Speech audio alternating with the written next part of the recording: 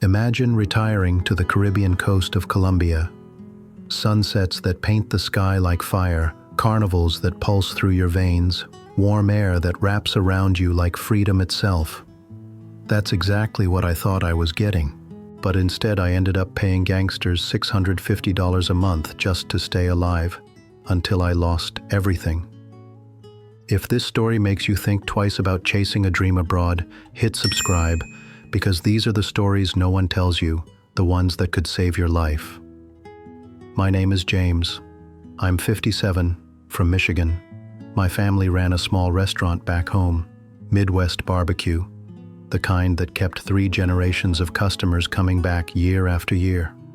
But after decades behind a grill, breathing smoke and serving the same faces, I wanted more. I wanted to feel alive again. But what I discovered was that sometimes feeling alive can get you killed. So I booked a trip to Colombia's carnival in Barranquilla. The moment I stepped off that plane, something shifted inside me. The streets were alive with drums that seemed to beat in sync with my heart, dancers who moved like they were possessed by pure joy, confetti falling like colored snow. It was chaos, but it was beautiful chaos. By the end of that week, standing on my hotel balcony watching the sun melt into the Caribbean Sea, I'd already made up my mind. I'm moving here. But if I had known what was waiting once I opened my restaurant, if I had known about the men who would walk through my door with smiles on their faces and death in their eyes, I would have been on the first flight back to Michigan. Before choosing a city, I explored like a man possessed.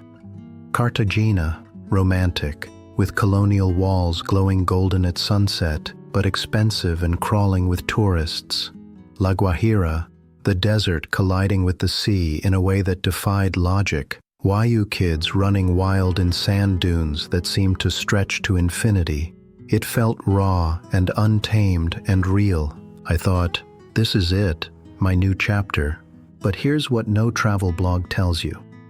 Sometimes, the more alive a place feels, the closer danger actually is.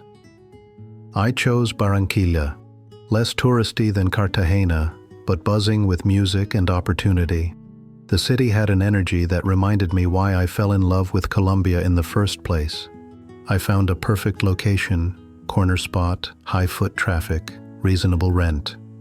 I opened Michigan Smoke, authentic American barbecue, brisket that took 14 hours to smoke, ribs that fell off the bone, pulled pork with my grandfather's secret sauce recipe. A taste of Michigan smoke in the Caribbean heat, and people loved it. Expats desperate for a taste of home, locals curious about American food, even backpackers who stumbled in hungry and left as customers for life. My place was packed every night, lines out the door. I thought, this is my dream. I've actually done it. If you'd worked your whole life for this moment, if you'd risked everything on a dream that was finally coming true, would you risk it all to keep going? Keep watching, because that choice was about to be taken away from me. 3 months in, business was booming. I was making more money than I ever had back in Michigan, and I was loving every minute of it. The stress, the heat, the language barrier, none of it mattered because I was finally living. Then came the night that changed everything. It was 11 p.m. I'd just finished cleaning the kitchen, counting the day's earnings, my best day yet. The last customer had left an hour ago. I was about to lock up when I heard the front door open. 2 men walked in. Expensive clothes, gold chains, calm expressions. But they didn't look at the menu. They didn't ask about food. They just sat down at my best table and stared at me. Nice restaurant you've got here, James. Real nice. The older one's English was perfect. Too perfect. Like he'd practiced this conversation before. Would be a shame if something happened to it. They pushed a piece of paper across the table. I didn't want to look, but I had to. Written in red ink, $3,500. What's this? I asked, though part of me already knew. Your vacuna, the younger one said in Spanish, then switched to English.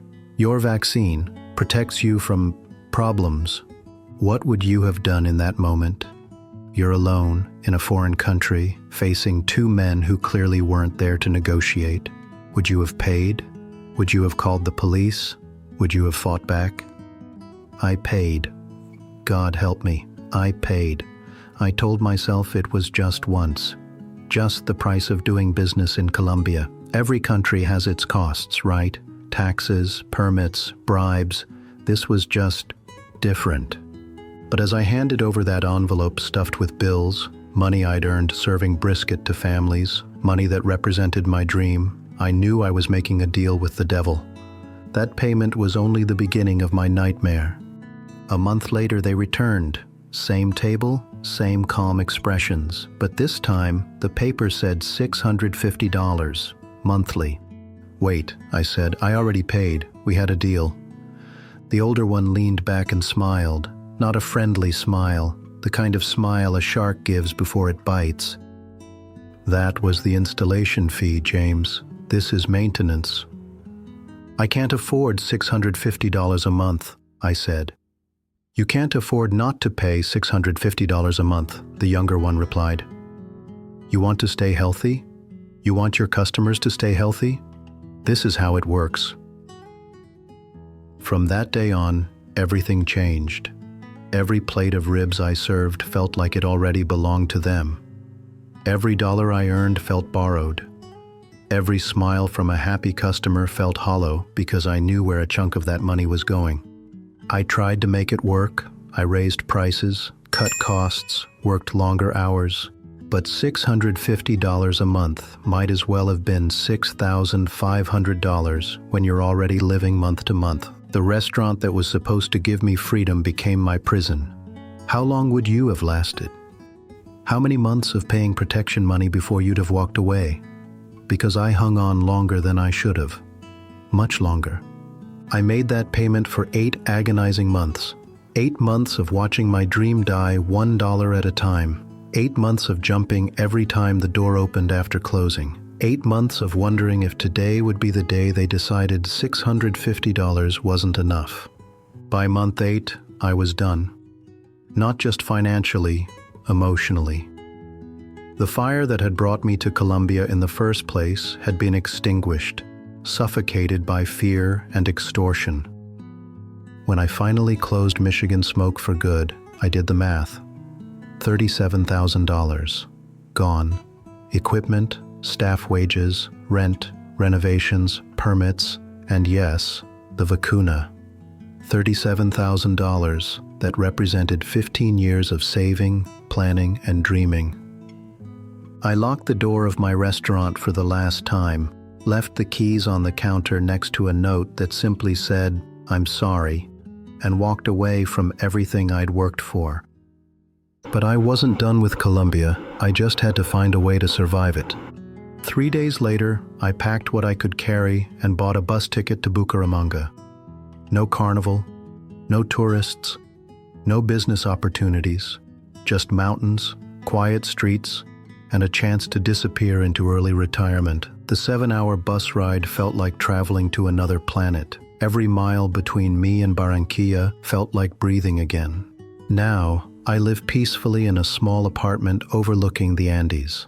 I teach English to local kids, volunteer at an animal shelter, and spend my evenings reading books I never had time for when I was chasing my dream. It's a good life, a quiet life, a safe life.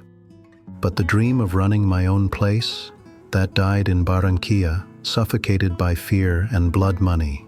They call it the Vacuna, a vaccine against violence.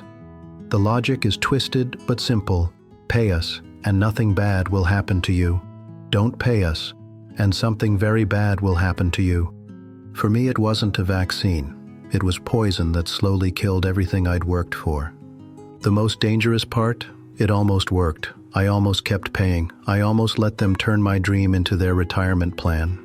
If you're thinking about chasing a business dream abroad, remember this. In some places, success doesn't just attract customers, it attracts predators. The brighter your star shines, the more attention it draws from people who profit from darkness. But here's my question for you.